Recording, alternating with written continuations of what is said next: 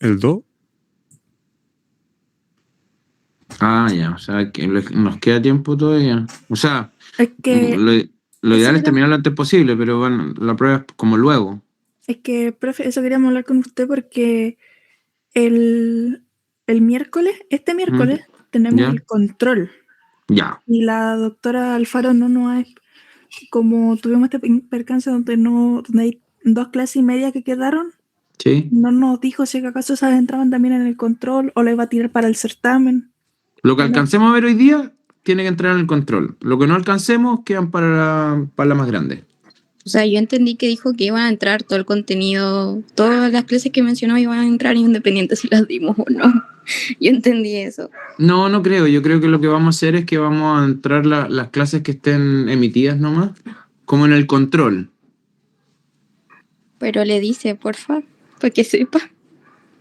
Bueno, pero las clases ya están todas subidas, no sé si las vieron.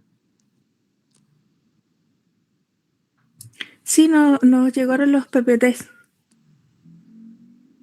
Ya, bacán. Están todos en sus casas, ¿no es cierto? Los que son de Sí. fuera.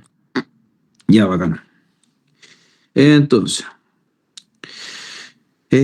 vamos a revisar un poco lo que es la fisiología del páncreas, ¿no es cierto? Y del páncreas exocrino. ¿Por qué le ponemos apellido? Porque existe un páncreas exocrino y un páncreas endocrino. La regulación endocrina que tiene el páncreas es básicamente interna y autónoma, que va a ser secundaria a la cantidad de glucosa que tenga a nivel sanguíneo, que no es el caso de lo que vamos a hablar hoy día. Pero eso es el páncreas endocrino. En cambio, el páncreas exocrino es el que está encargado de la digestión. Entonces, la primera pregunta, o siempre lo primero que vamos a decir es ¿por qué el páncreas es exocrino? Es una de las piezas centrales en la digestión. Va a excretar, ¿no es cierto? Eh, y va a ser una pieza clave para poder lograr la digestión. La idea es que sepan que existen enzimas que genera que va a excretar el páncreas, ¿no es cierto? Y entender más o menos cuál es el circuito desde cómo se genera esta excreción enzimática desde que llega al bolo alimenticio, sobre todo y en manera más importante al duodeno. Se liberan señales que son hormonales y nerviosas, el páncreas responde, ¿no es cierto?, con unas enzimas, que ya las vamos a ver, y con bicarbonato, que es como lo más importante a entender porque es lo que va a hacer la neutralización del bolo que viene con ácido clorhídrico. Y esto permite que se digieran con las enzimas que va a tener la proteína, la grasa y los carbohidratos. Y además tiene un sistema bastante importante que las enzimas no se activan hasta llegar al duodeno. Entonces se excretan a nivel acinar en el páncreas, se van por los ductos, llegan a nivel duodenal y ahí se activan. ¿Por qué? Porque si no generaría una autodigestión, como una autofagia, por así decirlo. Entonces hay como tres conceptos claros que quedan importantes, es que van a tener la unidad funcional del páncreas, es el acino, que es el acino pancreático, que es el que secreta la enzima digestiva. Después están las células ductales, que son las que secretan agua y bicarbonato. Y en tercer lugar, la regulación principal, que depende de la colecistoquinasa, la secretina y la acetilcolina. Y esto funciona de una manera como bastante coordinada, como en un eje, ¿vale? Eso es como lo principal y lo primordial. Entonces, ¿qué es el páncreas exocrino? Lo que les explicaba, ¿no es cierto? Y que tiene dos grandes funciones, que es la parte endocrina y la parte exocrina. Y en este caso y en esta clase nos vamos a ver la parte funcional exocrina. Entonces, repasando cuál era la unidad funcional del páncreas, se llama acino. ¿Qué hace? Hoy a ustedes se les ve corrida la clase, ¿no? Puta la wea. Sí. O sea, se ve igual que como está transmitiendo. Sí, pues, pero es que están corridos los cuadros, porque estoy desde un iPad, no estoy desde el computador. Bueno, si tiene alguien el computador al lado, cuando vean las clases está como bien hechito y no corrido.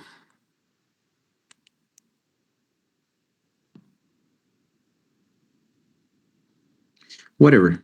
Entonces dentro la estructura, ¿no es cierto?, como funcional que hay que repetir, ¿no es cierto?, y que es súper importante, es el acino, que son pequeñas como las fábricas de estas enzimas, y que a los lados de los acinos van a haber unas mangueritas que se llaman ductos. Y estos conductos son los que van a modificar esta secreción, porque aparte de estar con estas enzimas que digieren el alimento, pero que no van a activarse hasta que lleguen al duodeno, los ductos van a secretar agua y bicarbonato.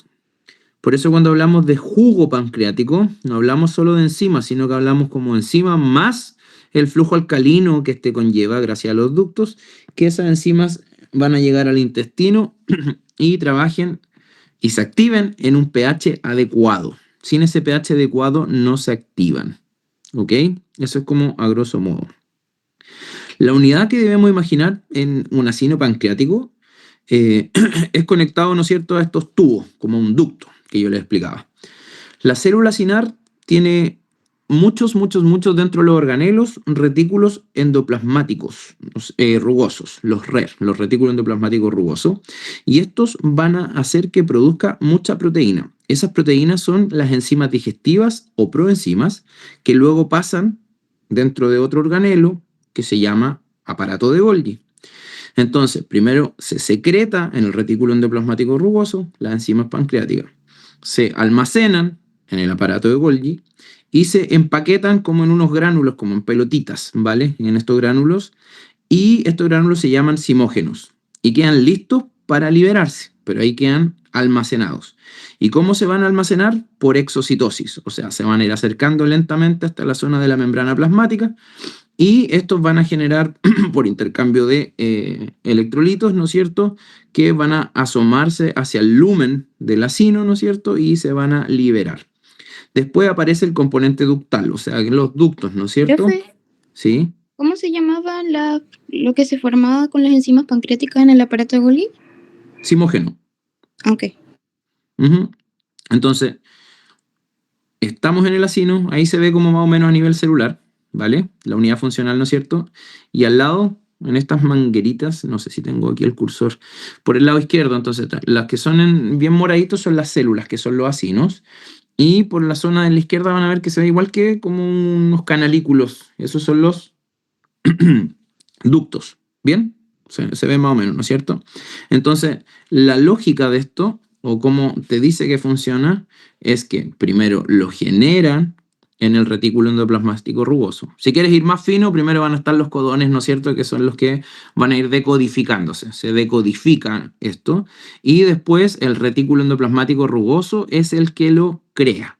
Entonces, una vez que lo crea el retículo endoplasmático, se almacena por el aparato de Golgi, que lo va fragmentando en estos zimógenos y queda dando vuelta en el citoplasma. Y después estos se van acercando lentamente hasta la zona de la membrana plasmática, ¿no es cierto?, de la membrana celular, disculpa, y una vez, según cuál sea el intercambio que generen estos electrolitos por estas estimulaciones hormonales que se generan al tener ingesta alimentaria y que el bolo alimenticio haya pasado a nivel duodenal y active la CCK, estos se van a empezar a activar, generan estos cambios de electrolitos, se acercan mucho más hacia la zona de la membrana y salen hacia el ducto. Y ahí el ducto, en respuesta a las enzimas también que se están generando, genera bicarbonato y bastante agua. Entonces eso genera el líquido pancreático, ¿cachai? Es un flujo pancreático.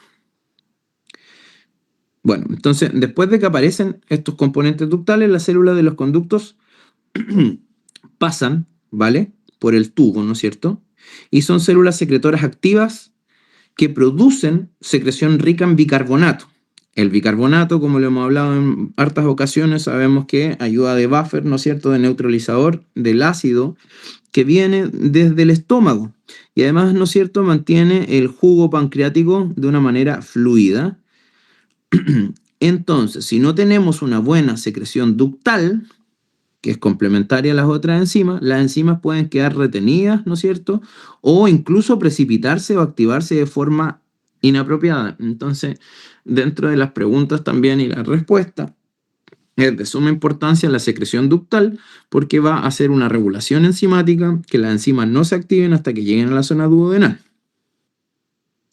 Entonces, ¿qué es el jugo pancreático? ¿No es cierto? El producto que vamos a secretar.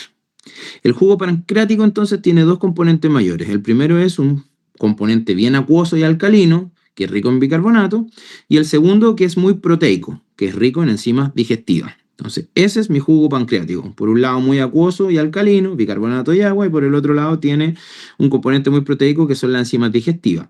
La parte acuosa entonces viene principalmente de las células ductales y la parte enzimática viene principalmente de las células acinares.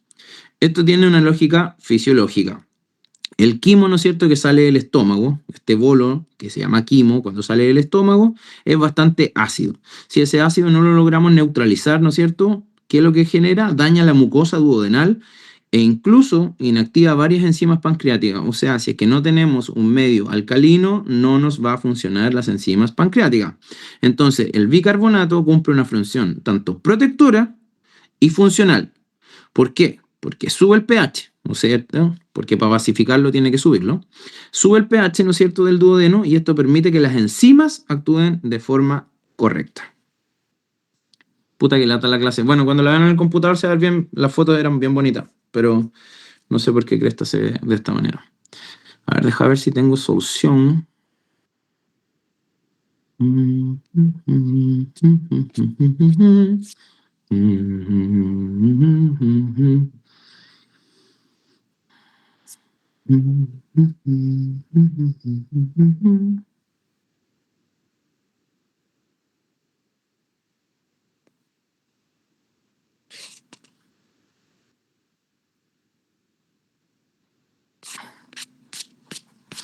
Aquí parece que se ve bien. ¿Logran ver lo que muestro, no? Sí, Ya, mira. Ahí se ve bacán, ¿no es cierto? Ahí no está corrido. ¿Se alcanza a ver cómo bien la fotito? sí se ve bien. Ya, bacán. Ahí está básicamente lo que es el retículo endoplasmático rugoso, donde va a estar el aparato de Golgi un poquito más arriba, y ahí están los simógenos en estas como bolitas que van a generar esta exocitosis y que generan la liberación hormonal. Esto está como bien ejemplificado y se nota bastante clarito.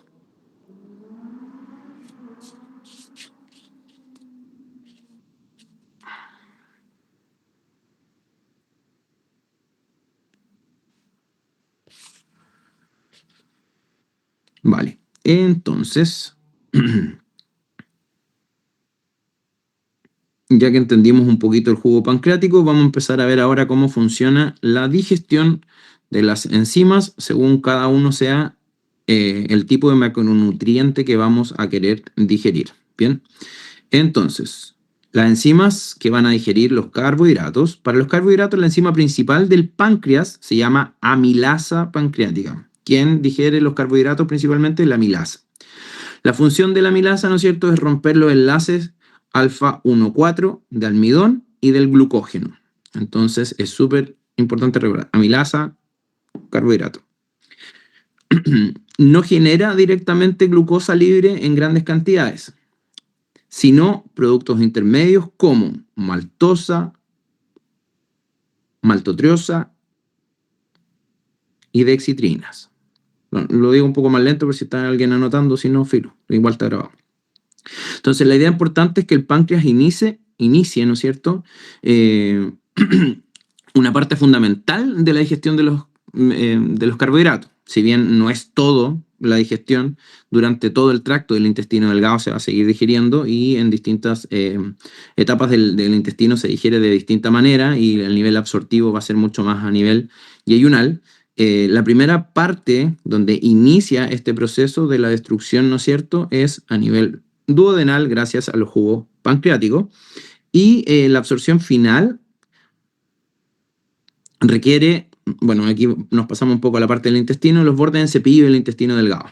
Entonces ahí enzimas como la maltasa, la sacarasa, la lactasa terminan de generar monosacáridos absorbibles, que eso se ve ya más la absorción detallada a nivel del intestino delgado. Pero a grosso modo las enzimas, la amilasa es la primera en activar la degradación de bicarbonato. Las enzimas para los lípidos o para las grasitas, ¿no es cierto? La digestión de las grasas depende de una coordinación de dos cosas, entre la bilis y el páncreas. Entonces, por un lado tenemos la parte biliopancreática, ¿ya? Que va a venir desde la excreción hepática, que viene almacenada, ¿no es cierto?, a nivel de la vesícula. Entonces vamos a tener todo lo que son las sales biliares, y por otro lado tenemos la parte pancreática. Las sales biliares van a emulsionar las grasas, ¿no es cierto?, y van a aumentar la cantidad de superficie de contacto que esto pueda tener. Pero la enzima que realmente va a romper los triglicéridos es la lipasa. Entonces, a grosso modo, las enzimas pancreáticas importantes que vamos viendo hasta ahora. La amilasa es muy de los carbohidratos y la lipasa es muy de, lo mismo como el nombre lo dice, lípidos, un buen mnemotecnia, ¿no es cierto? Recordar que la lipasa es la que está más encargada de las enzimas pancreáticas de romper los triglicéridos, ¿vale? La colipasa, también que es otra, es esencial porque las sales biliares, al cubrir, ¿no es cierto?, como estas gotas de grasa, lo que hacen es que dificulta un poco que se ancle. Entonces, lo que hace la colipasa, actúa como puente, permite que la lipasa propiamente tal se mantenga unida, ¿no es cierto?, entre lo que es la interfaz entre grasa y agua. Entonces, es súper importante recordar la amilasa, carbohidrato, lipasa, la parte de los lípidos. Las enzimas para proteínas, bien, en este caso van a ser los zimógenos. Entonces, las enzimas que son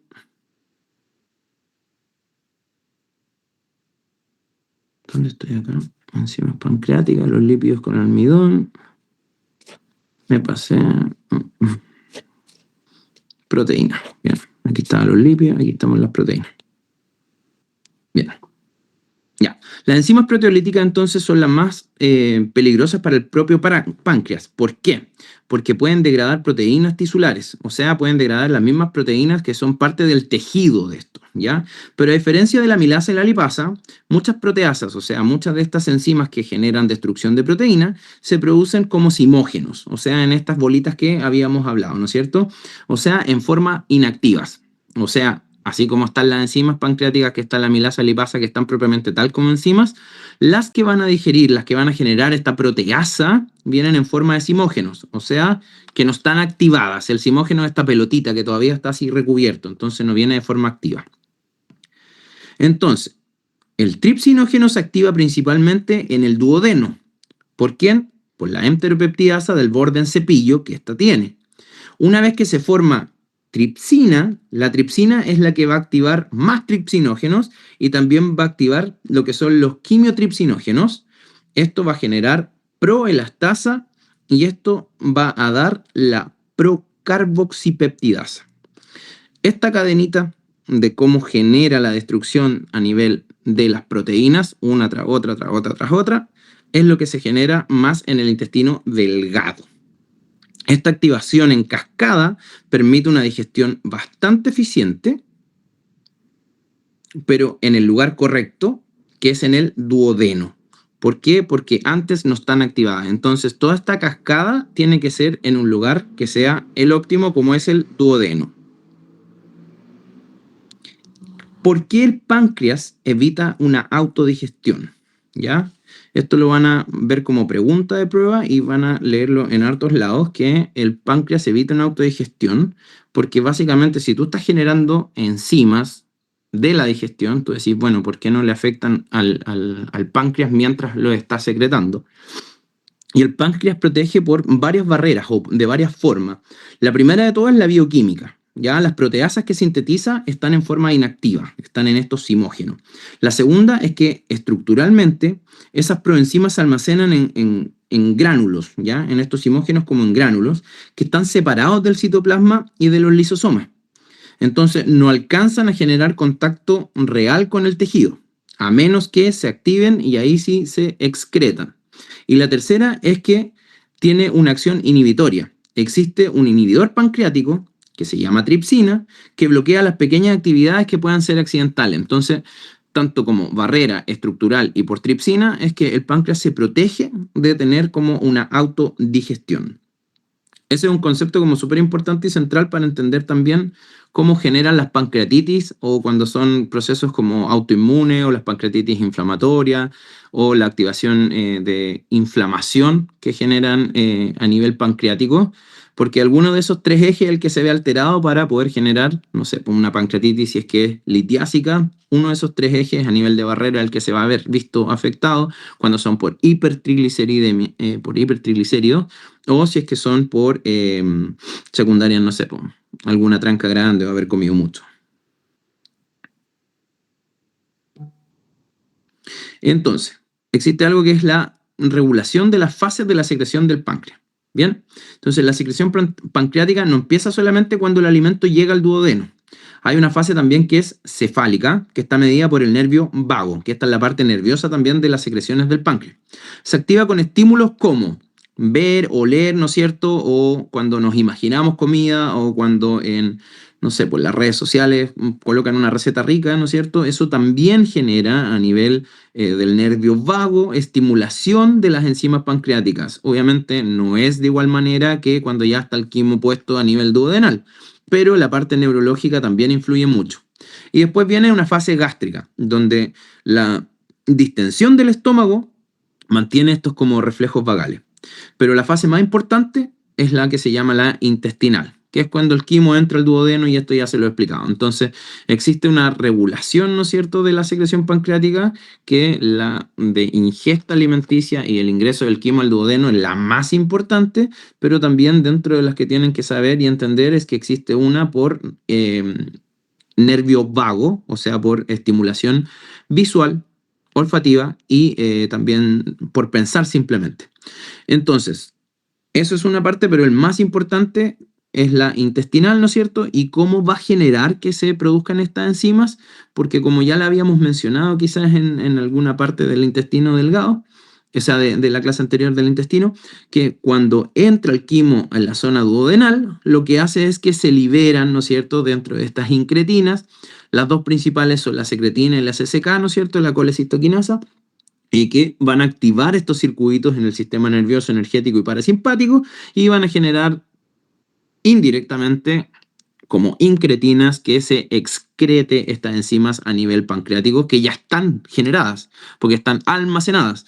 Acuérdense que se están generando siempre, y las tenemos almacenadas como simógenos en estas bolitas en a nivel citoplasmático, pero está esperando esa interacción de CCK y de secretina para que active uno u otra. Entonces, la colecistoquinina, ¿ya? O CCK, que es como para decirlo más rápido y más fácil, es la hormona clave cuando la comida contiene mucha ¿qué? Grasa y proteína. Entonces, la CCK se genera mucho más cuando cae el quimo a nivel duodenal y la comida es más rica en grasa y proteína. Se libera de las células tipo 1, ¿no es cierto?, del duodeno y yeyuno proximal. Duodeno y yeyuno proximal. Su estímulo más importante, ¿quiénes lo van a hacer? Las comidas con ácidos grasos, con monoglicéridos, si tienen muchos aminoácidos, péptidos, o sea, proteínas y grasas.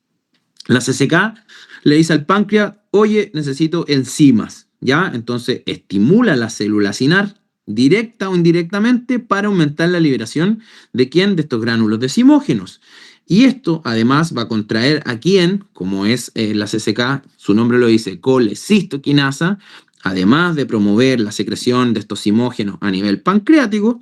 Es importante entenderla porque también, como la estimula la grasa y la proteína, también esta genera una estimulación a nivel de la vesícula biliar, y que lo que hace también relaja el esfínter de Oddi. Entonces, entran estas comidas ricas en grasa y proteína, estimula indirectamente CCK. Esta CCK, ¿qué es lo que hace?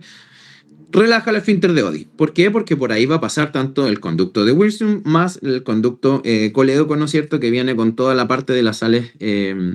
Por un lado va a venir con los jugos pancreáticos, que va a estimular la CCK, y por el otro lado por las sales biliares que vienen desde la vesícula biliar.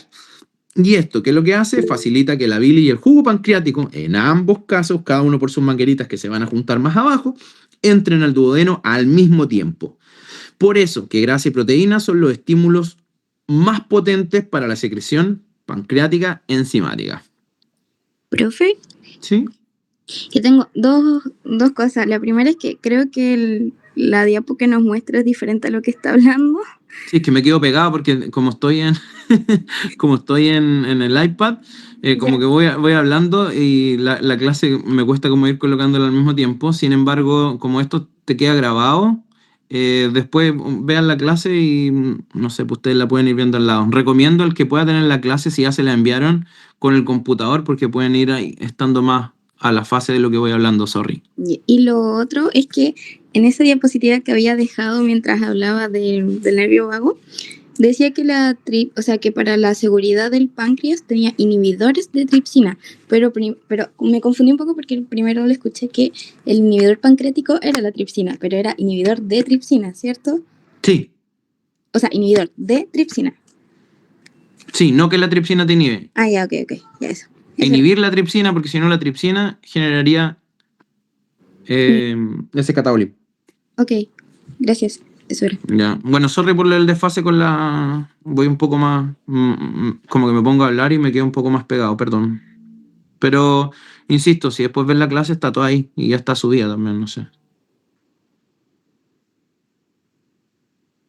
Bueno, entonces, colecitoquinina, ¿no es cierto? Ya vista. Segundo, ¿cuál es? La secretina, ¿no es cierto? Ya aquí voy a estar ahí para que la colega y quede más feliz. Entonces, la secretina responde principalmente ¿a quién? A los estímulos ácidos. Cuando el quimo ácido entra en el duodeno, las células S duodenales liberan secretina a la sangre. La secretina viaja al páncreas y actúa sobre las células ¿cuáles? A diferencia de las otras que eran más acinares, en las células ductales. ¿Qué es lo que hace la secretina? Ductales. ¿Qué es lo que hace la CCK? Acinares. En las células ductales, ¿qué es lo que va a hacer esta secretina? Que va a estimular, ¿vale? Para que genere la secreción de bicarbonato y agua. Que esto igual ya lo había dicho antes, pero es como para ir hilando más fino cuál de las dos va actuando en cada una de estas incretinas.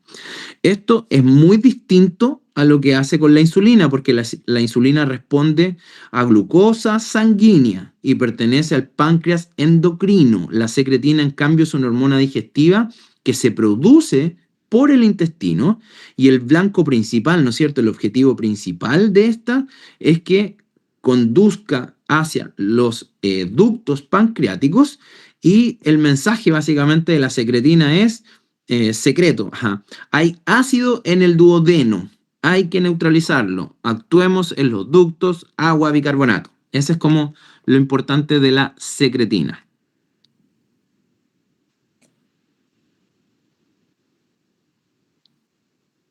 Bueno, entonces una forma fácil de memorizarlo, ¿no es cierto? Es que la CCK va a responder a grasa y proteína y estimula enzimas. La secretina responde al ácido y estimula bicarbonato. Pero no funcionan como compartimientos aislados, básicamente, sino que en la práctica se van a potenciar unos con el otro o van a coactuar, porque una comida, ¿no es cierto?, realmente contiene de todo, pues, ácido graso, ácidos gástricos, grasa, proteína, bicarbonato al mismo tiempo, sobre todo los que somos más chanchos para comer, le metemos de todo tipo de macronutrientes en una sola comida, entonces no es como que funciona uno solo y después el otro. Obviamente esto es como un proceso que funciona de una manera en conjunto según el estímulo que va llegando, ¿no es cierto?, de comida. Entonces el páncreas no dice como ya, solo enzima o ya, solo agua y bicarbonato, sino que se va a ajustar según cuál sea como las porciones y es bastante inteligente porque si la comida viene muy rica en ácido, ¿no es cierto?, lo más probable es que la secretina va a actuar mucho más que una CCK. Sin embargo, si la comida que estás comiendo no tiene tantos niveles ácidos, no tiene un pH tan fuerte, pero viene muy rica en grasa, va a actuar mucho más la CCK y va a actuar mucho más a nivel de la vesícula biliar y el páncreas para que libere mucha más lipasa. ¿Se entiende? Entonces como que se va ajustando, es bastante inteligente igual el sistema según la cantidad de lo que va teniendo de estímulo. Entonces, si predominan ciertas grasas o proteínas, lo que hacemos es que aumente la secreción enzimática y el resultado final es una secreción que es adaptada a la composición de la comida. Entonces, en sí, eso es súper importante como de entender. Y lo otro, que es la otra parte, que es el control vagal que tiene esto, y es dependiente de acetilcolina. ¿Quién es la acetilcolina? El mensajero clásico del sistema parasimpático, que cuando comemos, o bueno, también cuando hay ciertos estímulos más olfativos o nerviosos o de gustación, pero en sí, en general, cuando comemos, el nervio vago se activa. ¿Y qué es lo que libera? La acetilcolina. Y estas son ¿sobre quién? Sobre neuronas entéricas y células efectoras. Entonces, en el páncreas, la acetilcolina propiamente tal estimula sobre todo la secreción enzimática acinar y también puede potenciar un poco la secreción ductual, pero mucho más a nivel acinar. Entonces, también está el componente no tan directo, sino que es el componente más neurológico. Y lo importante es que este sistema nervioso no reemplaza a las hormonas, sino que las coordina. ¿Por qué? Porque no es ni CCK ni es secretina, sino que es acetilcolina, pero ayuda además a coordinar la CCK y la secretina con la acetilcolina. ¿Por qué? Porque estas cuando convergen para asegurar que el páncreas libere lo que corresponde, cuando corresponde y que lleguen al duodeno cuando lo necesita. Entonces, si bien a nivel intestinal tenemos la secreción de estas incretinas, a nivel neurológico tenemos esta otra regulación con la acetilcolina que funcionan de la mano, ¿vale? Y esto va a tener, ¿no es cierto?, una correlación como una maquinita, no funciona una después la otra y después la otra, sino que funcionan de manera en conjunto y se van autorregulando. ¿Se va entendiendo hasta ahora, no?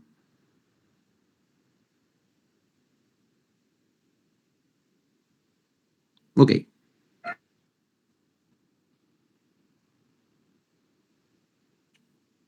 Según yo, sí, profe. Sí, qué tierna. Según yo, sí, ya está.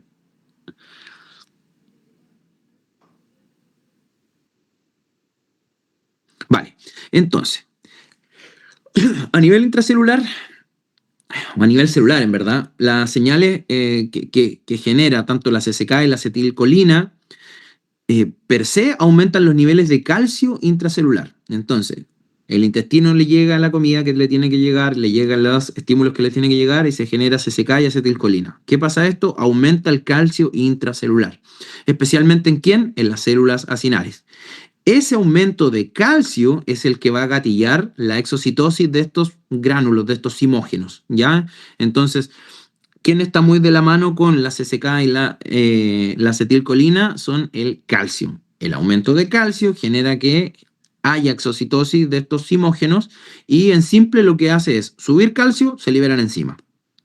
La secretina, en cambio, actúa principalmente aumentando el AMPC. Entonces, la CCK y acetilcolina aumentan más el calcio, la secretina aumenta más el AMPC cíclico, ¿no es cierto?, en células ductales. Por eso que la secretina actúa a nivel más ductal y la CCK actúa más a nivel acinar. Esta vía activa, ¿no es cierto?, transportadores y canales que permiten secretar, ¿qué cosa? Bicarbonato. Por eso, cuando explicamos la fisiología del páncreas, podemos asociar CCK y acetilcolina con calcio y enzimas pancreáticas y la secretina con AMPC y con los ductos y secreción de bicarbonato. Ahora, también existe, ya para hilar como un poco más fino, ¿no es cierto?, lo que es el CFTR, que es la proteína que genera canal regulación. La proteína que genera canal reguladora, y esta está ubicada en los epitelios secretores, ¿vale? Incluidos los conductos pancreáticos. En el páncreas, ¿vale?, el CFTR participa en el movimiento de cloro y de bicarbonato. Por lo tanto, va a participar directamente en la generación de la secreción acuosa y alcalina. Entonces, ¿por qué es importante mencionarlo? Si bien quizás no va a entrar mucho en la prueba, este es súper importante en la secreción de ¿qué? En la regulación de agua y la secreción de bicarbonato. ¿Y quién es el que falla cuando alguien tiene una enfermedad que es súper común, que no sé si la han escuchado, que se llama fibrosis quística? Es porque hay una falla estrictamente en el CFTR. Entonces, como falla esto, se genera una fibrosis quística porque el jugo pancreático se vuelve mucho más espeso, menos fluido y es mucho más difícil de movilizar. Entonces, ¿esto qué es lo que hace? Obstruye algunos conductos pequeños, generan daños acinares y este CFTR está dañado a nivel de toda la célula. Entonces, casi todas las excreciones en general se vuelven mucho más densas. Por eso que en la fibrosis quística dicen que las personas tienen como más secreciones espesas y más llenas de sal, porque lo que hay una alteración es acuosa alcalina.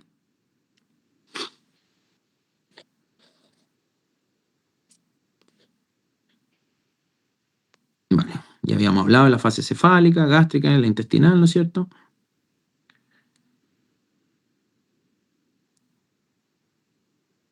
Vale. Entonces, como yo les explicaba, respuesta según el tipo de comida. Entonces, ahora veamos cómo con una comida real. Si comemos algo que sea muy graso, ¿no es cierto? Muy rico en grasa, en ácidos grasos, el duodeno, ¿qué es lo que me va a liberar? Más CCK. Eso que lo que hace es que aumenta las enzimas pancreáticas, especialmente ¿cuál? Lipasa, colipasa y además, ¿no es cierto? Como también estamos generando más CCK, favorece la secreción de sales biliares. Si la comida es rica en proteínas, también se liberan CCK. ¿Ya? ¿Por quién? Por los péptidos y aminoácidos, estimulando proteasa pancreática, y si llega mucho ácido desde el estómago, lo que va a predominar, como ya lo hemos dicho, es la secretina y va a aumentar los niveles de agua y bicarbonato que se van a generar a nivel acinar. Entonces, en una comida mixta, que es como lo habitual, simultáneamente, según cuál sea el predominio, ya lo hemos dicho, va a generarse más o CCK o secretina en conjunto con el nervio vago, que va a funcionar con los estímulos de acetilcolina, ¿no es cierto? Y los sistemas entéricos, que trabajan todos en conjunto como un relojito.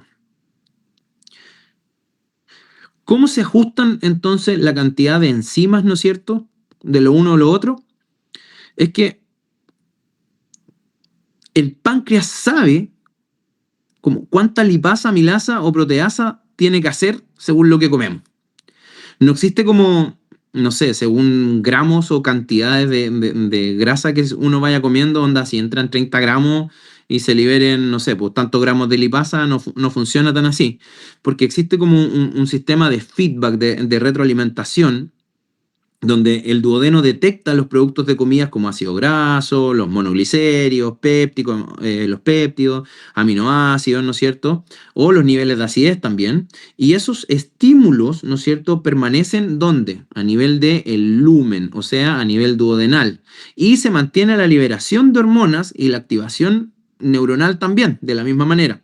Entonces, si hay más grasa y proteína, mientras se mantengan a nivel del duodeno en la zona del lumen, es cuando genera más CCK y va a generar más secreción enzimática. Si todavía no se logra destruir la cantidad que necesitas de esta grasa y proteína, se sigue haciendo como más niveles de CCK.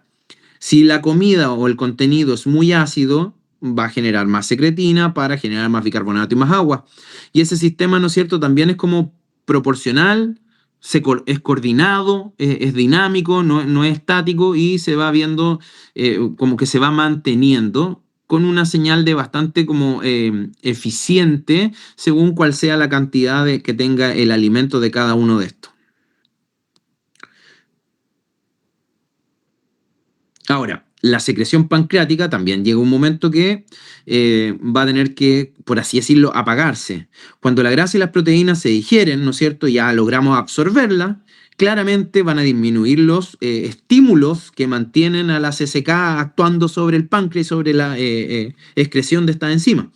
Entonces, además lo que hace es que la proteasa activas pueden degradar péptidos que estén todavía como a nivel del lumen, ¿ya? Y esto van a favorecer que se genere o no la CCK. Entonces, una vez que ya están digeridas, por así decirlo, se va a generar que reduzca la señal. Entonces, se reduce, ¿cachai? Entonces, también existen hormonas a nivel intestinal que, una vez que generen ya la deglución, que generen la digestión, por ejemplo, de estas proteínas y grasas, que van a actuar también como inhibitorias y que van a generar señales de saciedad, que van a disminuir la cantidad de secretina que estaba generando el páncreas, que van a disminuir la cantidad de CCK que estaba generando el páncreas, y lo que hacen es que, en una idea general, es que el páncreas trabaje solo cuando hay sustrato en el duodeno, o sea, cuando hay que digerir algo, y que baje su actividad de manera considerable cuando esto ya fue procesado.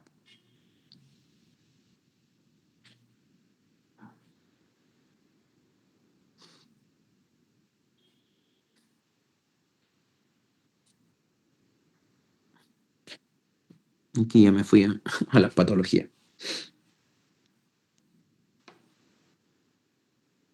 Entonces, la digestión en general no ocurre simplemente porque una enzima tocó por casualidad el alimento, ¿no es cierto? Requiere una mezcla que ya lo hemos dicho, ¿no es cierto? Que va a ayudarse por estas incretinas a sincronizar una construcción, una síntesis, y va a generar, no sé, pues por ejemplo con la CCK, la contracción de la vesícula biliar, y esto va a generar secreción del contenido bilioso, y esto va a generar además secreción a nivel pancreática de estas enzimas, y al mismo tiempo se va a facilitar la llegada de bilis y enzimas al duodeno. ¿Por qué? Porque la secretina va a generar más ductos de agua y bicarbonato, y esto genera una facilitación de la llegada, además de la dilatación del esfínter de Oddi.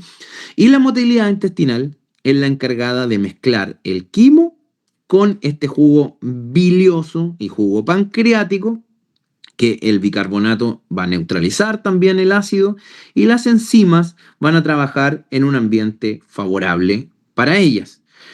Entonces, esta coordinación que ya la hemos repetido, yo creo que ya se entendió, es lo que genera el páncreas exocrino, a grosso modo. El resto ya de las diapositivas que tengo hacia adelante son casos clínicos, cómo funciona básicamente, no sé, un concepto de una pancreatitis que se entiende mucho mejor si recordamos un poquito de la fisiología, donde lo que hace el problema central en una pancreatitis es que se activan inapropiadamente las enzimas pancreáticas, que deberían no activarse antes de estar a nivel duodenal, sino que deberían activarse solo a nivel duodenal, no antes. Entonces, ¿qué pasa? Cuando estas se activan a nivel dentro del páncreas, especialmente la tripsina, empiezan a generar daño acinar, inflamación y alteraciones a nivel ductales también. Entonces, ahora que ya entendimos cómo funciona el páncreas exocrino, entendemos por qué cuando pedimos niveles de amilasa y lipasa están muy por arriba y por las nubes en una pancreatitis. Entonces, paciente con vómito, dolor abdominal en faja, que tenga mucho vómito, le pido enzimas pancreáticas, y si están alteradas sabemos que es una pancreatitis, y tú dices, ¡ah! No se están activando a nivel duodenal, por lo tanto le está generando una inflamación del páncreas. Alguna vez escuché esa huevada. Entonces, ahí van a saber el por qué. Entonces, cuando se pierde esto de inactivar, ¿no es cierto?, las células hasta que lleguen a nivel duodenal, empiezan a activarse a nivel pancreático. Esto va a obstruir el flujo, ¿no es cierto?, y se altera el ambiente del intracelular. Y el sistema de seguridad, por así llamarlo, falla. Entonces las enzimas que debían activarse en el duodeno se actúan muy precozmente, y esto va a generar inflamación. Ahora, estos sucesos pueden ser por cualquiera de las alteraciones de los 3 canales que yo les comentaba, pero en sí es una pancreatitis, y ahí ya vamos a ver el origen, y ahí ya cambia un poco la fisiopatología de la pancreatitis, pero en sí eso es una pancreatitis. Aumento de las enzimas pancreáticas que se están activando antes de llegar al lumen del duodeno por A, B, C o D motivo. Ahora, una insuficiencia pancreática exocrina es una insuficiencia pancreática que ocurre cuando no llega la cantidad suficiente de enzimas al intestino. Esto es un signo clásico de diarreas que son esteatorreicas, de posiciones muy voluminosas. ¿Por qué? Porque no estamos generando la cantidad de digestión necesaria de lo que ayudan los jugos pancreáticos, ¿no es cierto? Con caquita muy grasosa, de muy mal olor y difíciles de eliminar por el inodoro porque flotan mucho y parecen pelotas de aceite. También puede haber bastante baja de peso cuando esto ocurre, dentro como de cuadro clínico clásico, mucha inflamación, como de la guatita, estar bien distendido, y dolores abdominales que son bastante inespecíficos. Es un cuadro difícil de...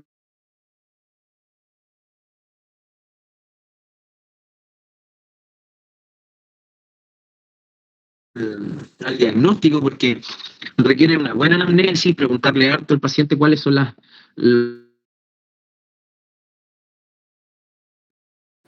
Se me fue. caca. Entonces tú le preguntáis, ¿cómo tiene la caquita?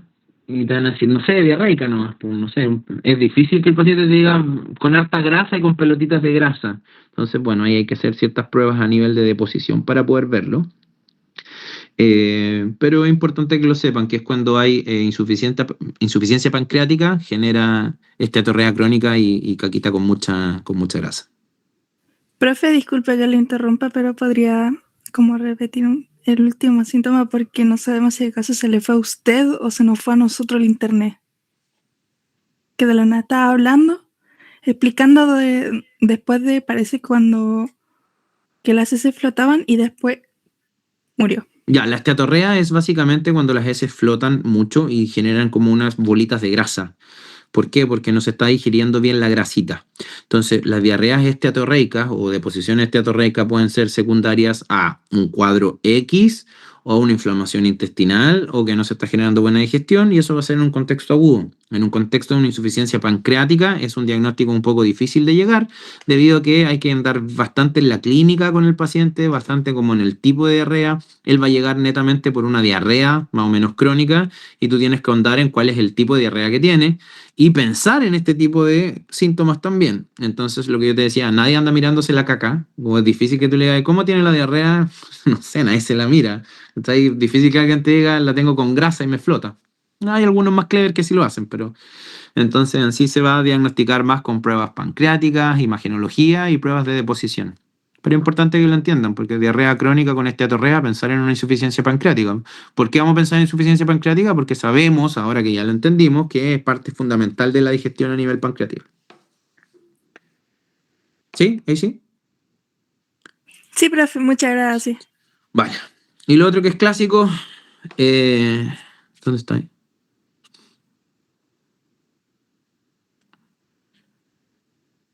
Las correlaciones con la fibrosis quística, ¿no es cierto? Que ya lo habíamos hablado, que la fibrosis quística, el defecto que genera es en un cotransportador, que es el CFTR, ¿no es cierto? Que afecta directamente al páncreas desde las etapas tempranas. De hecho, la fibrosis quística es una enfermedad que se diagnostica con niñitos desde muy chiquititos. Y lo que hace es que como falla el transporte iónico y en sí el agua, por culpa de este cotransportador, ¿no es cierto? Las secreciones se vuelven súper espesas y estas secreciones espesas van a obstruir bastantes canalículos de distintos tipos de cosas donde se alteren las secreciones a niveles acuosas. En este caso, en el páncreas, los ductos, ¿no es cierto? Por la secreción acinar, al no tener la suficiente cantidad de agua, se empiezan a tapar. Entonces aumentan la presión y generan además daños celulares a nivel acinar y puede llevarte a insuficiencias pancreáticas exocrinas como lo que habíamos visto arriba, por culpa de que estamos con esta alteración en este cotransportador. Por eso que muchos pacientes que tienen fibrosis quística requieren reemplazo de enzimas pancreáticas. Entonces, eso es como igual importante. Si no hay lipasa, ¿no es cierto?, que llegue al duodeno, si no hay suficiente lipasa que llegue, la grasa no se absorbe. ¿Por qué? Porque por muchas sales biliares que genere ¿cómo se llama? La vesícula biliar, no es suficiente si es que no genera también la lipasa, que es parte fundamental de ¿cómo se llama? De la absorción, bueno, de la destrucción para la posterior absorción de las grasas, ¿no es cierto? Así que bien.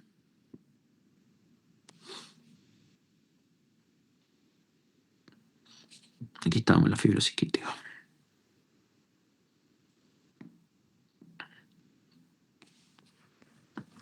Bien, eso básicamente con el páncreas, niñez. No sé cómo saco esta weá. Tutun, tun, tun, tun.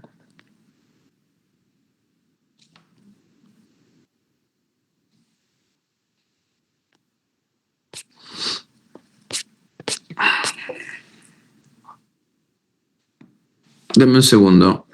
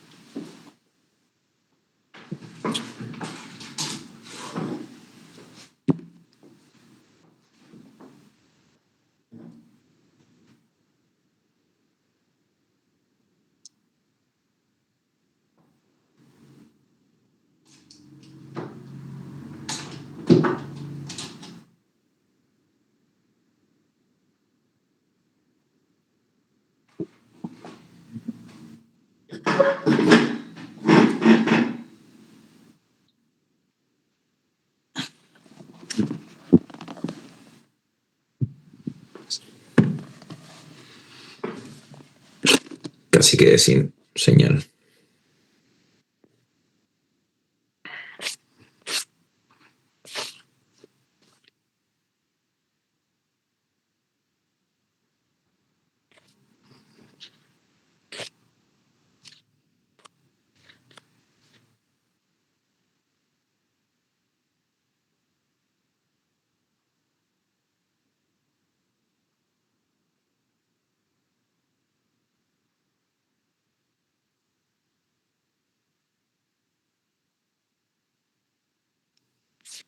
Aquí quedamos, parece, ¿no es cierto?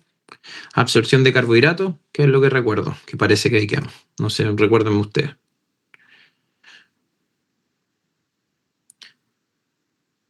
¿Cierto?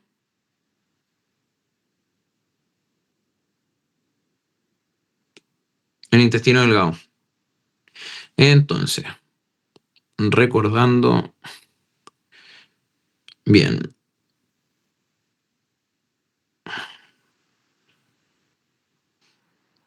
Entonces, los carbohidratos. ¿Está bien partir de ahí o no? No me acuerdo. Bueno, puta madre. Ya, los carbohidratos entonces se absorben principalmente como monosacarios. ¿Se acuerdan de eso? Que era como lo más importante.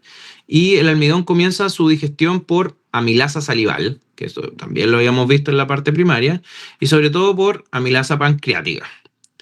¿Esto qué es lo que va a hacer?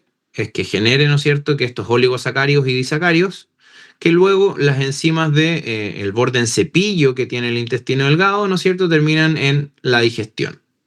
¿En quiénes? Lactasa, que transforma la lactosa en glucosa, y la galactosa, que generaba sacarasa, que la convertía en sacarosa, y glucosa y fructosa, que son los tres monosacáridos básicamente, que es lo que tienen que llegar a estar para poder tener un nivel absortivo a nivel intestinal, ¿no es cierto? Que eso es como lo importante. La glucosa y la galactosa, ¿no es cierto?, entraban en el enterocito. ¿Se acuerdan que el enterocito era el nivel celular mínimo a nivel del intestino? Y entraban por los SGLT1. ¿Quiénes son estos cotransportadores SGLT1? Que ayudaban a entrar el monosacárido del carbohidrato, específicamente la glucosa y la galactosa, por el SGLT1. El cotransportador que depende de sodio, que es el GLT1, ayuda a la glucosa y la galactosa. La fructosa, por su parte, entraba por otro cotransportador llamado GLUT5. Entonces, la glucosa y galactosa por SGLT1 y la fructosa por GLUT5. Finalmente, los monosacáridos salen hacia la circulación. ¿Cuál circulación? La circulación portal, ¿no es cierto?, que sería como la digestiva, por otro cotransportador. Entonces estaban los enterocitos, que por su parte con estas láminas en cepillo que van a generar la absorción a nivel de carbohidratos en su forma monomérica, que estos llegaban a partir de atrás, que lo empiezan a digerir hasta que llegan a estos monómeros. Están como monómeros, cuando están de monómeros, tanto glucosa como galactosa, para entrar al enterocito entran por los SGLT1, la galactosa con el GLUT5, y después para pasar a la circulación portal, ¿ya?, van a depender de los GLUT2. ¿Quiénes son estos? Los que hacen que pasen del enterocito hacia la circulación portal, o sea, hacia la zona de la vascularización. Y estos son todos dependientes de sodio. Esto explica por qué las soluciones de rehidratación oral, ¿no es cierto?, estos sueros, incluso los ricos en Gatorade, funcionan. ¿Por qué? Porque como son cotransportadores, ¿no es cierto?, al meterle sodio, ayudan a ¿qué? A que uno absorba mayor cantidad de glucosa. Entonces, cuando te sentís mal o te estás yendo por el baño o estás deshidratado, el hecho de que te metáis sodio ayuda a que podamos absorber de mejor manera la glucosa, porque estos cotransportadores, tanto el SGLT1 como el GLUT5, son dependientes de sodio. Entonces, cada vez que uno da sales de rehidratación oral, que son ricas en sodio, tienen una lógica bastante grande, que es para promover, ¿no es cierto?, la absorción de glucosa. Y obviamente nos va a permitir absorber también mucho más agua. ¿Por qué? Porque el sodio también arrastra agua. Entonces, al tomar estas sales de rehidratación, hace que absorbamos mayores niveles de agua y esta agua también pasa a nivel de la zona portal. Las proteínas se digieren ¿dónde? En general a nivel del estómago y luego de una manera mucho más importante en el intestino delgado. Entonces parten, ¿no es cierto?, las proteasas en general funcionando a nivel gástrico y después ya a nivel del intestino delgado van a actuar ¿quiénes? Las proteasas pancreáticas, que son como las más importantes que van a actuar a nivel de el intestino delgado. Como ya lo habíamos mencionado, que bueno que vimos la parte del páncreas exocrino, ¿quiénes secretan? Son los simógenos. Entonces, estos simógenos se activan recién ¿dónde? En la luz del intestino a nivel duodenal. ¿Cómo? Vienen como simógenos, vienen activados y recién entrando a la zona duodenal, en la zona del lumen, se activan, ¿no es cierto? La enteropeptidasa del borde en cepillo que tienen van a activar ¿quién? El tripsinógeno y este tripsinógeno pasa a tripsina. Y esta tripsina activa otras proenzimas que son también pancreáticas y que van a ayudar, ¿no es cierto?, a la como digestión de las proteínas. ¿Cuál es el resultado de esto? Es que la tripsina va a activar otras proenzimas, ¿no es cierto?, como aminoácidos, como dipéptidos y como tripéptidos. Los aminoácidos van a entrar, ¿no es cierto?, por transportadores que dependen de sodio. Los dipéptidos y tripéptidos, que son un poquito más grandes porque los aminoácidos son más chicos. Entonces los aminoácidos, cuando están ya en su forma como que sería el monómero, ¿no es cierto?, a nivel proteico. Los aminoácidos que entran, ¿no es cierto?, entran por estos cotransportadores que dependen de sodio. Y los dipéptidos y tripéptidos van a entrar por el PEPT1, ¿vale? Porque son un poquito más grandes, entonces necesitan un cotransportador un poco más grande. Este cotransportador o este transportador está acoplado, ¿no es cierto?, a nivel de la parte celular. ¿Dónde? Dentro del enterocito. Ahora, muchos péptidos son hidrolizados a aminoácidos, o sea, después de que ya estén como dipéptidos o tripéptidos, adentro del enterocito también se van a tratar de hidrolizar, sacarle una molécula de agua para poder reducirlos y pasarlos a aminoácidos. Y luego de que vayan generado la mayoría de ellos que puedan reducirse a aminoácidos como la forma más pequeña, ¿no es cierto?, van a salir a la membrana de la circulación portal. O sea, tienen como un sistema según la forma en la que entran. Si es que ya entraron pequeños y digeridos como aminoácidos, entran por cotransportadores que dependen de sodio. Sin embargo, si vienen como dipéptidos o tripéptidos todavía, o sea que están un poquito más grandes, van a depender de un cotransportador que es el PEPT1. Y una vez que estén adentro de la zona celular, ¿no es cierto?, estos van a estar ayudados dentro del enterocito para hidrolizarlos. Y dentro de la hidrolización van a generar que varios de ellos se destruyan o se minimicen a aminoácidos y ahí ya están en su forma monomérica y con eso puedan salir a la membrana, ¿no es cierto?, que va hacia la circulación portal. Esto permite una absorción como bastante eficiente, incluso cuando parte de las proteínas no están completamente degradadas, ¿no es cierto?, porque no todas están como aminoácidos libres. Entonces, gracias básicamente al PEPT1 es que las proteínas también cuando no están como aminoácidos necesariamente también las podemos absorber y después ya una vez dentro de como di o tri los volvemos a hidrolizar, los hacemos aminoácidos y ahí ya los podemos pasar de una manera más fácil a la circulación portal.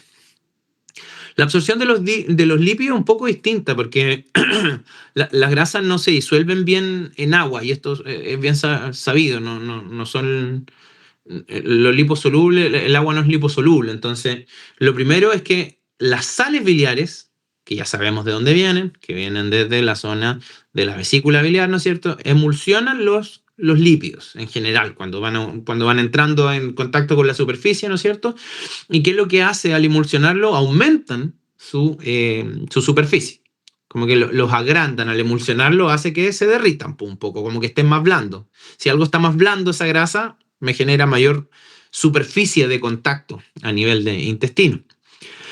Luego actúa otra enzima que ya sabemos también que cómo se generaba, que es la lipasa pancreática, con la colipasa, y convierte triglicéridos en ácidos grasos libres y monoglicéridos. Entonces, primero va a actuar, ¿no es cierto?, todo lo que son las sales biliares, y posteriormente actúa la lipasa a nivel pancreático, y lo que hace es ir generando la destrucción para que vayan quedando en sus monómeros o en sus formas más pequeñas y convirtiendo, ¿no es cierto?, de triglicéridos a ácidos grasos y monoglicéridos. Ahora, estos productos, ¿no es cierto? Los pequeños se van a ir incorporando a ¿quiénes? A micelas, ¿bien? Que junto a las sales biliares, junto al colesterol y algunas vitaminas que sí son liposolubles, ¿no es cierto? Las micelas lo que hacen es acercan a los lípidos hacia el borde en cepillo. ¿Dónde? En ese borde, ¿no es cierto? Donde van a entrar, ¿a quién? Al enterocito. Una vez que están en el enterocito, ¿no es cierto?, los ácidos grasos y los monoglicéridos se van como reesterificando, o sea, como que se van de nuevo como reagrupando. ¿Y a qué pasan? A triglicéridos. Y estos van a empaquetarse y se generan algo que se llaman kilomicrones. Entonces, de nuevo, están más chicos, ¿no es cierto? Se empiezan a generar estos procesos como de los triglicéridos, pasan a ácidos grasos libres, ¿no es cierto? Y monoglicéridos. Estos se incorporan a quienes, a micelas, ¿ya? Y que junto, ¿no es cierto?, a las mismas sales biliares del colesterol, con vitaminas liposolubles, ¿no es cierto?, van a entrar en el enterocito. Dentro del enterocito, estos mismos ácidos grasos y monoglicéridos, ¿no es cierto?, se vuelven a agrupar, ¿ya? Suena raro, pero vuelven a agruparse a triglicéridos, y lo que hacen es empaquetarse, y se empaquetan como kilomicrones. Entonces, a diferencia de, no sé, la glucosa con sus monómeros o los aminoácidos en las proteínas, lo que hacen los kilomicrones no van directamente a la circulación portal. ¿Por qué? Porque son muy densos, se volvieron a juntar, ¿no es cierto? ¿Y estos dónde van a pasar? Estos primero, a diferencia de la parte proteica y a diferencia de la parte de la glucosa o de los carbohidratos, pasan a la linfa. ¿A través de quién? Al sistema linfático, ¿no es cierto? Por el vasos, ¿cómo se llaman esos vasos? Quilíferos, o la zona de los vasos quilíferos centrales. Y luego, después de haber pasado por esta zona de la linfa, es que llegan a la circulación sistémica. Entonces, a diferencia de las proteínas como aminoácidos, a diferencia de los carbohidratos en sus monómeros como glucosa, galactosa o fructosa, que pasan directamente después de estos cotransportadores, en algunos casos con el GLUT5, ¿no es cierto?, en el otro caso con el PEPT1. A diferencia de ellos, los ácidos grasos primero pasan a la linfa, después de toda esta cadena, y de la linfa pasan después a la circulación portal.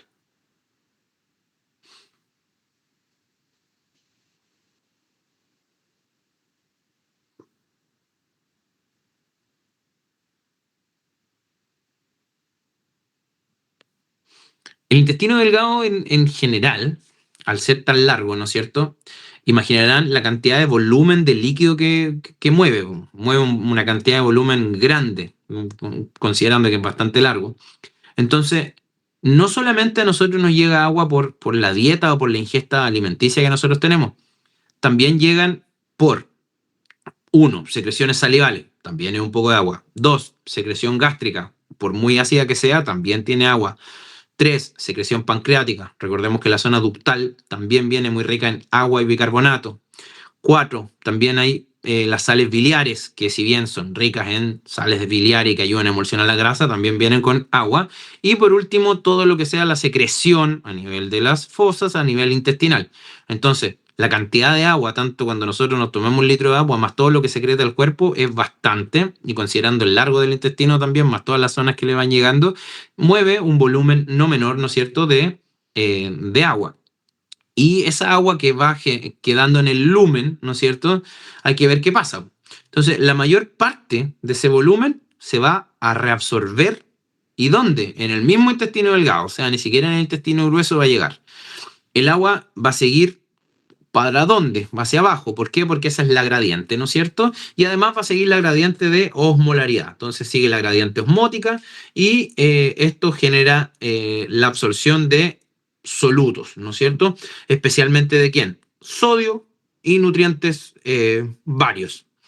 El sodio, que es lo que hace, como es un arrastrador de agua, se absorbe por varios mecanismos, ¿vale? ¿Cómo? Como con transporte, cotransportador con glucosa, como cotransporte con aminoácidos, con intercambio sodio-protones y por algunas otras rutas paracelulares. Entonces, en sí, el sodio es súper importante para ir absorbiendo todo el nivel de agua que maneja este intestino, ¿no es cierto? Y el otro importante es el cloro. ¿Por qué? Porque el cloro puede absorberse por vías paracelulares o intracelulares y el potasio se absorbe en gran parte por una forma, por así decirlo, pasiva. ¿Por qué? Porque la regularización del agua en general y de los electrolitos es generar como regulación a nivel absortivo de todo el agua que se está manejando. Ahora, cuando esto se altera, es que aparecen, ¿no es cierto?, diarreas osmóticas, diarreas secretoras, diarreas mal absortivas, etcétera, etcétera. Entonces, cuando vamos ya entendiendo cómo funciona el intestino, cuando vamos entendiendo a grosso modo la fisiología del intestino con sus distintos componentes, nos vamos dando cuenta que las diarreas funcionales o los síndromes mal absortivos o un montón de patologías que de repente no entendíamos mucho, nos van dando bastante más sentido y nos van dando bastante más como lógica de cómo irlos tratando y el por qué perdemos sodio y por qué se pierde electrolitos y por qué somos tan majaderos en darle un suero glucosado al paciente, etcétera. Entonces, no sé, lo encuentro que eso es como bien bonito. Ahora, eso es como básicamente el agua y cómo se va regularizando. Considerar que se mueve mucho volumen de agua, ¿no es cierto? Importante, ¿no es cierto? El sodio, el cloro, el intestino delgado y la mayor parte del líquido que tanto que entra, ya sea por ingesta de boca o por todas las maneras exocrinas de la digestión, se reabsorbe casi en un total en el mismo intestino delgado antes de entrar al colon. O sea que cuando entra al colon ya la verdad es que el contenido que va ahí ya debería estar casi totalmente absorbida toda la cantidad de agua que se maneja y ya en el colon se habla de heces. O sea, tú en un colon proximal, aunque esté empezando la zona ileocecal, ya cuando tú estás en colon, por cómo cambia el epitelio y por cómo cambia la cantidad de secreción y la cantidad de agua, ya hablamos de heces. Es distinto pinchar un colon que una asa. Bueno, siguiendo con esto, agüita. Los micronutrientes, ¿no es cierto? Hay algunos micronutrientes que no van al caso, que no son muy importantes en el intestino delgado, y hay otros que son muy importantes, ¿vale? Y tienen sitios de absorción que son como preferentes, o sea, en algunos segmentos.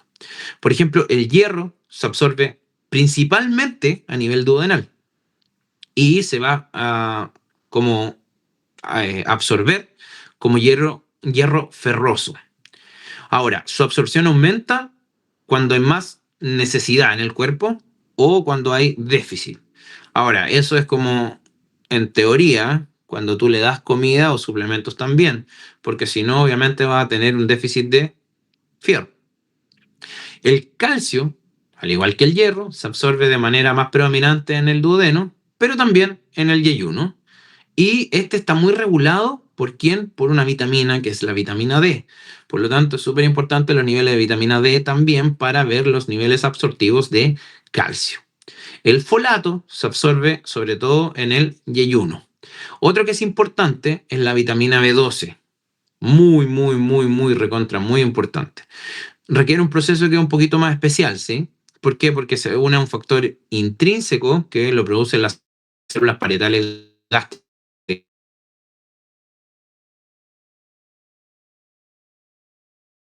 Absorben esta B12. Las sales biliares también se van a recuperar dentro de todas las que secretaron, ¿no es cierto?, a nivel ya más proximal y se reabsorben más a nivel distal, a nivel del ilion terminal, y como mediante unos cotransportadores que son bastante específicos. Y van a retornar al hígado, ¿por quién? Por la circulación enterohepática. O sea, las sales biliares, todas las que se secretan, que hicieron su acto, que ayudaron a la emulsión de grasa, se van a reabsorber a nivel del ilion.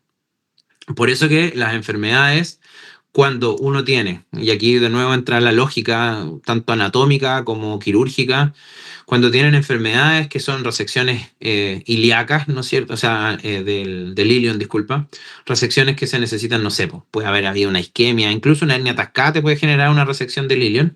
¿Te pueden producir quién? Si tenemos alteraciones en el ilion, diarrea, obviamente, porque es una porción donde absorbemos harta agua, déficit de B12 y como no tenemos la reabsorción de sales biliares, diarreas bastante esteatorreicas o malabsortivas llenas de grasa. Entonces va siendo lógica ir entendiendo dónde se reabsorben todos estos micronutrientes y nombré los más importantes nomás porque en verdad hay un montón de micronutrientes y no todos tienen igual importancia, ¿vale? Entonces, es importante entender que el intestino delgado lo miremos como un órgano, ¿bien? ¿Y un órgano de qué tipo? Endocrino. La secretina, ¿no es cierto?, que ya la hemos mencionado previamente cuando hablamos de páncreas, es una incretina que se libera desde las células S, ¿de dónde? Del duodeno, del intestino delgado, la porción duodenal, cuando llega, ¿qué cosa? Ácido.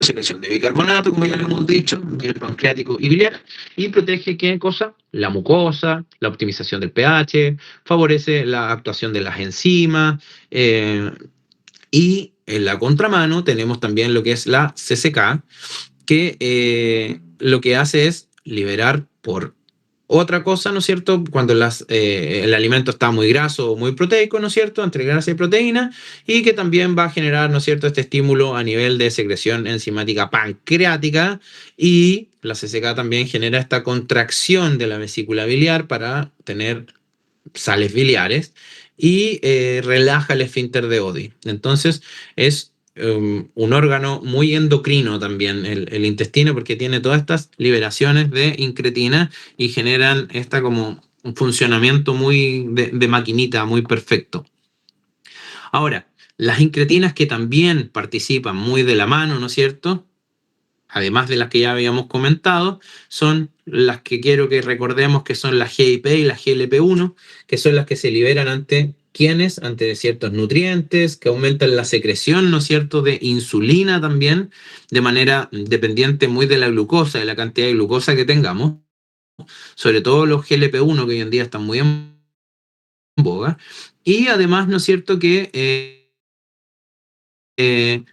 la rapidez en la que se va a vaciar el estómago. Y esto, que es lo que hace, genera los aumentos o disminuciones de la saciedad.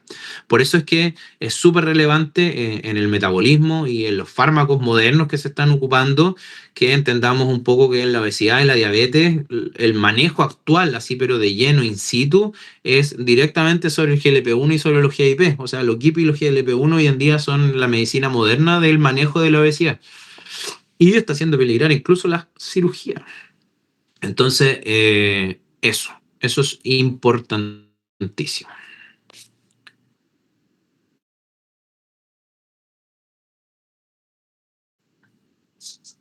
Sistema nervioso, que es un sistema nervioso propio, ¿bien? Que es el sistema nervioso entérico. ¿Quién lo regula? El plexo mientérico. ¿Dónde está? Ubicado en las capas musculares que regulan principalmente, ¿qué cosa? La motilidad. ¿De quién? Del intestino. El plexo submucoso, que es el otro, ¿no es cierto?, regula la secreción, absorción local y el flujo sanguíneo. Y esto, la actividad de la mucosa intraintestinal. Ahora, el parasimpático, ¿a través de quién? De nuestro clásico amigo el vago y los nervios pélvicos, tienden a aumentar, ¿qué cosa? La motilidad y la secreción. Entonces, repasando un poco, tenemos, ¿no es cierto?, el plexo mientérico, el plexo submucoso y el parasimpático con el vago. El simpático tiende a disminuir la motilidad y la secreción, contrae los esfínteres y reduce el flujo sanguíneo. ¿De quién? Sobre todo más esplácnico. Lo interesante de esto es que muchos reflejos intestinales ocurren localmente sin necesidad de haber pasado por el sistema nervioso central. ¿Por qué? Porque tiene su sistema nervioso autónomo. Entonces hay reflejos de contracción o de secreción y no tienen que pasar netamente por el sistema nervioso central. Entonces esto explica por qué el intestino puede coordinar la mezcla, la secreción y la absorción de una manera como súper precisa a nivel de la digestión de la comida sin depender del sistema nervioso central. La mucosa que tenemos a nivel intestinal eh, es importante porque debe absorber nutrientes en términos generales, pero al mismo tiempo tiene que impedir, ¿no es cierto?, la entrada descontrolada de bacterias. ¿Por qué? Porque nosotros todo lo que comemos, ¿no es cierto?, no está estéril. Nosotros comemos comida que, claro, está lavadita y todo, pero viene con alto contenido de bacterias y pueden entrar de una manera bastante descontrolada, incluso bacterias como con toxinas. Entonces aquí vienen como las bacterias buenas y las bacterias malas, y dentro de lo que uno trata de hacer cuando ya es sabido, y las verduras o frutas o las cosas que uno come más crudas y que sabemos más o menos qué bacterias van a tener, igual uno las trata de lavar por arrastre mecánico con agua, o si es que hay que someterlas a algo más, o incluso ya las otras que son muy contaminadas se tienen que hervir. Y tenemos una barrera física, ¿no es cierto?, que depende mucho del epitelio y de las uniones estrechas que tenemos, que regulan esta como permeabilidad celular. El moco lo que hace, cuando tenemos estas mucinas que se generan, reduce específicamente el contacto directo entre las bacterias y el epitelio. ¿Por qué? Porque tienen que pasar esta película de moco, por así decirlo. Entonces aquí entra en juego algo que se llaman las células de Panet, que son las que secretan, ¿no es cierto?, Eh, estas como secreción de defensa, como defensinas, ¿no es cierto? Y van a generar también otras como secreciones antimicrobianas. Entonces es súper importante la mucosidad que tenemos como barrera de protección a nivel intestinal. También tenemos algo que se llaman las IgA secretoras, ¿bien? Que lo que hacen es neutralizar antígenos sin generar inflamación excesiva. Entonces, por un lado, tenemos la responsabilidad de que vamos a tener, ¿no es cierto?, nuestra unidad celular, que es la que tiene que absorber nutrientes, pero vamos a tener tres barreras que nos protegen. Una, que estén con esta como espacio intracelular reducido, que la permeabilidad paracelular esté reducida. ¿Para qué? Para que no entren tan fácil. Segundo, el moco, ¿no es cierto? El moco reduce el contacto directo con las bacterias y el epitelio. Y en una tercera etapa tenemos lo que es el IgA secretora, ¿no es cierto?, que neutraliza los antígenos que vienen, ¿no es cierto? Neutraliza bastante como esta barrera de protección, pero no nos genera inflamación excesiva en nuestro tejido. Entonces, eh, es como muy importante para atacar, ¿no es cierto?, los agentes bacterianos, pero no generar inflamación. Y por último está lo que es el tejido linfoide intestinal, o sea, el sistema de defensa, por así conocerlo, que incluye algunas plaquitas que se llaman las placas de Peyer, que participan, ¿no es cierto?, en la vigilancia como de la inmunidad que tenemos nosotros. Ahora, eso es desde el punto de vista fisiológico. Solo por vivir, respirar y por haber estado colonizando este mundo, nosotros tenemos algo también que se llama microbiota o bioflora, o como le quieran llamar. Y la microbiota es parte de las bacterias comensales que tenemos, no sé, pues en nuestros dedos, en nuestra boca, en nuestros dientes, en el pelo. Y esa es nuestra microbiota. O sea, nadie que te saquen una muestra no va a tener millones de bacterias de algún tipo. El problema es cuando colonizan más unas que otras. Entonces, nosotros también tenemos una barrera que, si bien es biológica, pero no es fisiológica, porque en teoría todos tenemos microbiotas un poco distintas, también es súper importante. ¿Por qué? Porque la microbiota intestinal es la que va a interactuar con quién, como barrera, como protección, como metabolismo y como sistema inmune. ¿Por qué? Porque claro, pues si ya tenemos unas bacterias que ya viven con nosotros en una pseudosimbiosis porque no nos generan parasitosis, por eso que no nos generan problemas, obviamente ellas también tienen que comer, entonces también ayudan en cierta parte a qué, al metabolismo, en cierta parte a qué, con, como barrera de protección al estar ahí, ¿no es cierto? Y indirectamente también como sistema inmune. Denme un segundo, chicos. Julián, ¿cómo estáis?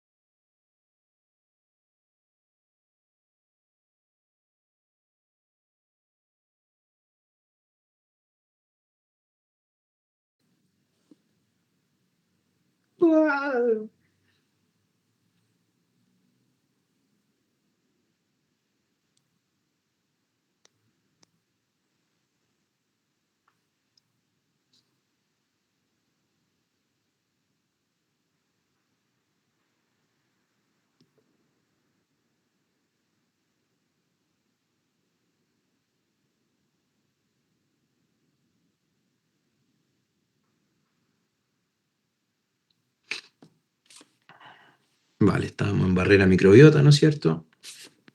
La barrera intestinal y mucosa, lo importante que es.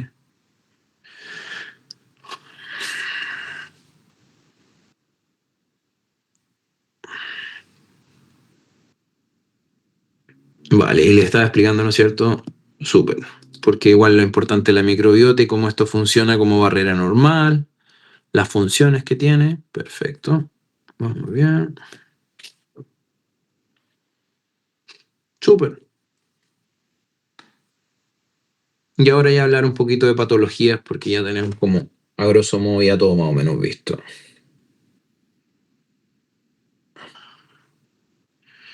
Entonces, como para ir cerrando un poco, recordar, ¿no es cierto?, las diferencias como funcionales por cada segmento del intestino delgado, donde conviene ordenar la absorción según su segmento, donde el duodeno recibe más ácido y secreciones pancreatobiliares por un asunto lógico, porque tiene el esfínter de Oddi, por lo tanto ahí es donde le llega.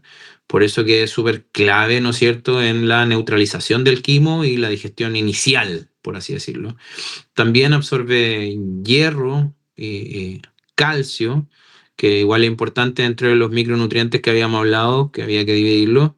El yeyuno tiene la mayor superficie funcional, ¿no es cierto? ¿Por qué? Porque es como el más largo y el que más, donde más se va a absorber estos nutrientes. Entonces, el que tiene mayor superficie funcional y es el principal sitio, ¿no es cierto?, de absorción de macronutrientes en general, donde se va a absorber más cantidad también de agua, electrolitos y folato. Y por último, el ilion, que es la parte final, que es como más especializada, es súper importante porque es el que absorbe más vitamina B12, unida al factor intrínseco, ¿no es cierto? Y recupera las sales biliares. ¿Se acuerdan que ahí es donde recuperábamos la reabsorción a nivel de sales biliares? Y esto hace que tenga también un rol inmune súper importante. Además, el ilion tiene la capacidad de adaptabilidad, porque cuando hay algunas resecciones intestinales, esto es como ya dato rosa, o sea, que se corte, que se extraiga, que se reseccione, ya esa es la palabra, aunque genere ese déficit a nivel B12, hace que con la otra porción igual genere bastante como compensación. ¿Por qué? Porque tiene bastante longitud. Entonces, mientras no se comprometa todo el ilion, todavía puede ahí ayudar un poco.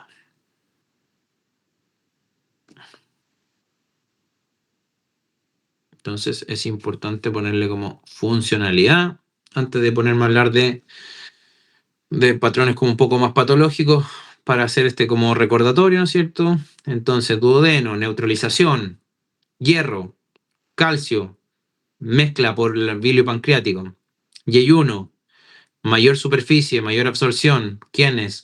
Los macronutrientes, como cuáles, carbohidratos, proteínas y lípidos, folato y agua. Ilion, ¿qué es importante? El B12, las sales biliares, inmunidad, adaptación.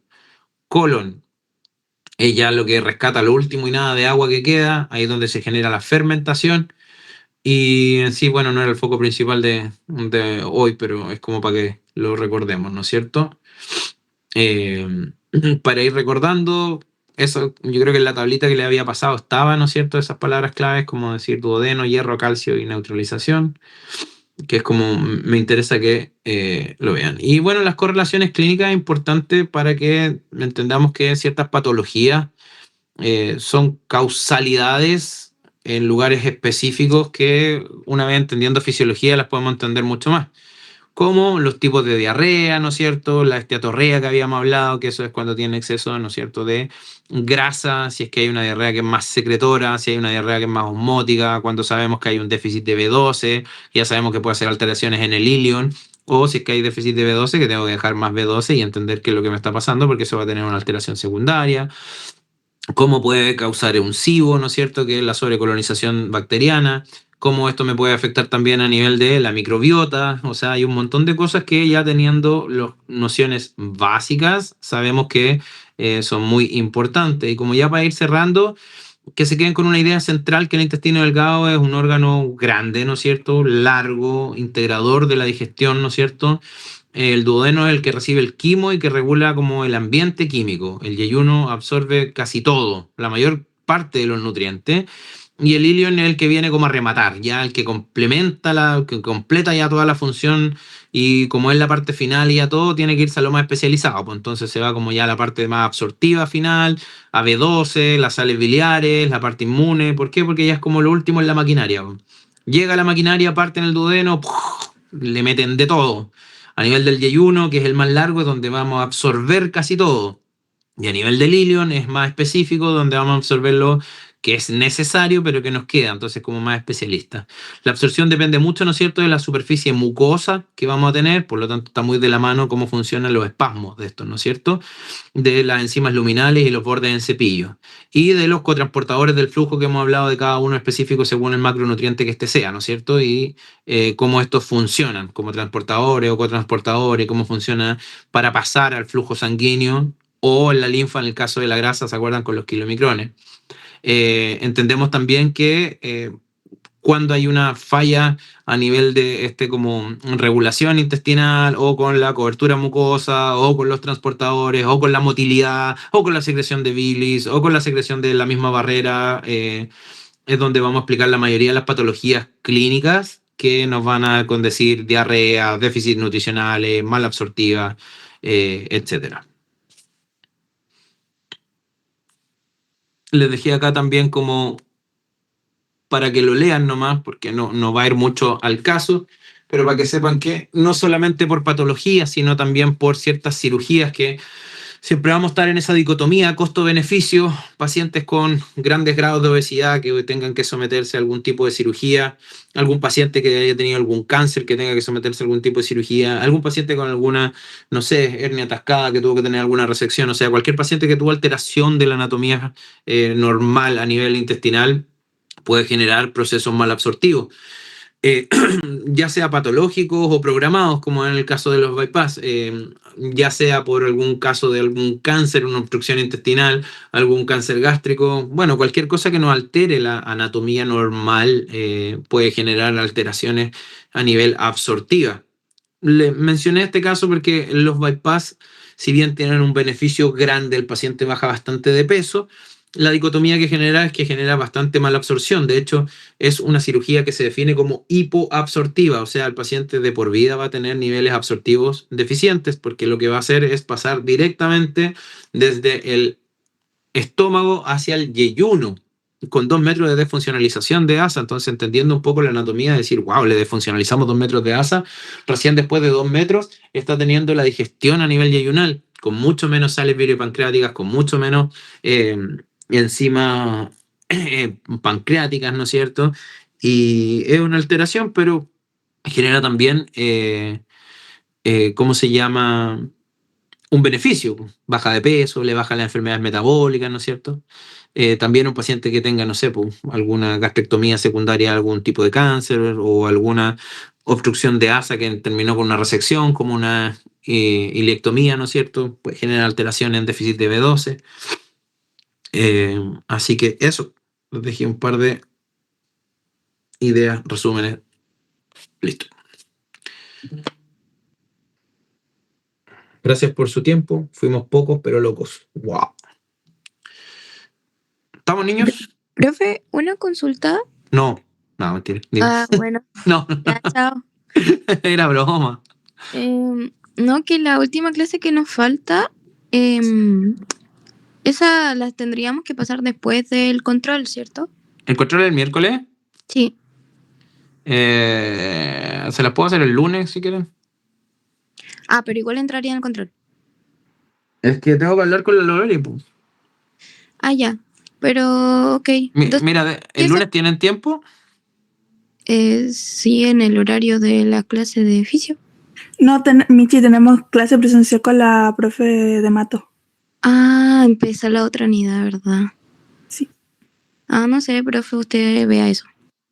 Cabo, igual ya son las 7 de la tarde, tratamos de reducir y hablar lo más rápido posible. Yo creo que con estas tres igual está para el control y la otra la hacemos y que quede para la prueba. O sea, igual hay harta información, hay harto que leer y estudiar también. Ahí entonces como la última clase que nos falta quedaría más para el certamen y se deja fuera el control. Tengo que hablarlo con la Lore, porque si ella me dice que no, tengo que ver cómo les hago la clase, ¿cachai? Si ella es la que manda, yo soy un simple obrero. Así que dejémoslo a priori que a ver cuándo se las puedo hacer. Si ella me dice que ok, que no hay problema con eso, puta bacán. Ahí la programamos al horario de siempre el jueves nomás. ¿Les parece? Ya, gracias. Ya. Que estén súper. Cualquier duda, al correo.